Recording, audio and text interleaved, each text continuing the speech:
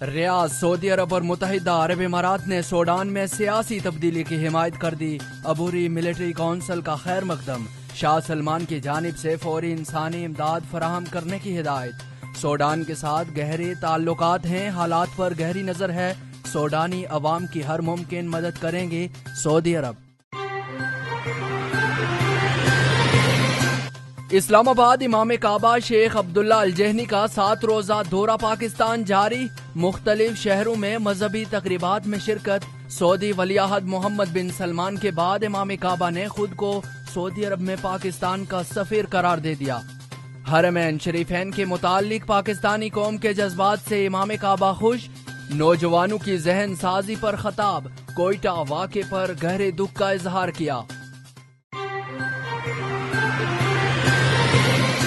کوئٹہ دھماکے میں جاں بحق 8 ہزارہ برادری کے ارکان کی ہلاکت پر دھرنا، افواج پاکستان کے خلاف نعرے بازی۔ برطانوی نشریاتی ادارہ BBC اردو بھی ہزارہ برادری کی حمایت کی آڑ میں افواج پاکستان کے خلاف ہرزہ سرائی میں مصروف۔ حملے میں ہزارہ برادری کے علاوہ افسی اہلکار سمیت دیگر لوگ بھی جاں بحق ہوئے ہیں۔ مخصوص طبقے کا احتجاج پلانٹڈ منصوبہ ہو سکتا ہے، ماہرین۔ حملے کے ذریعے وزیر اعظم عمران خان کے دورہ ایران کو سبوتاژ کرنا ہدف ہو سکتا ہے، مبصرین۔ کابل افغان طالبان اور امریکہ کے درمیان مذاکرات کے اگلے مرحلے سے قبل افغانستان میں شدید جھڑپیں۔ افغان طالبان کا کئی شہروں پر دعویٰ بولنے کی اطلاعات، حملوں میں امریکی اور افغانی فورسز ہلاک۔ حملوں کے ذریعے افغان طالبان امریکہ سے مذاکرات میں مطالبات منوانا چاہتے ہیں۔ امریکی فوج نے انخلا کا اعلان کر رکھا ہے۔ لندن، برطانیہ نے اپنے شہریوں کو ایران کے غیر ضروری سفر سے گریز کا مشورہ دے دیا۔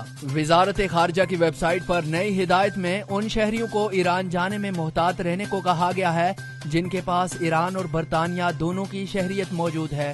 برطانوی شہریوں سے کہا گیا ہے کہ وہ ایران کے صوبہ سیستان، بلوچستان کا سفر نہ کریں۔ برطانیہ کی جانب سے نئی وارننگ سے ایرانی کرنسی مزید متاثر۔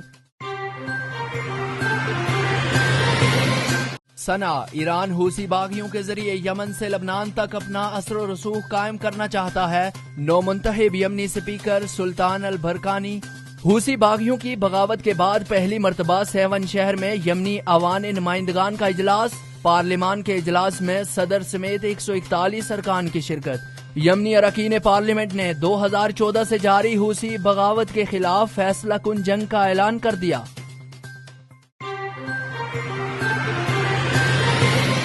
تل ابیب خلائی مشن میں اسرائیلی ناکامی کے بعد دوبارہ چاند پر قدم رکھنے کا اسرائیلی منصوبہ۔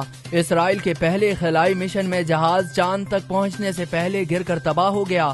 منصوبے پر $100 ملین کا خرچہ آیا۔ اسرائیلی ذرائع، چاند پر قدم رکھنے کے خواب کو پورا کرنے کے لیے اسرائیل کا یہودیوں سے چندہ مانگنے کا انکشاف۔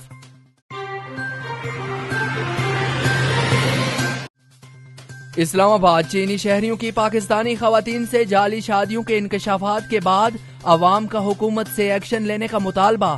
24 اردو نے سب سے پہلے چینی شہریوں کی جعلی شادیوں سے پردہ اٹھایا۔ خوفناک سازش سے آگاہ کرنے پر عوام کا 24 اردو کو خراج تحسین۔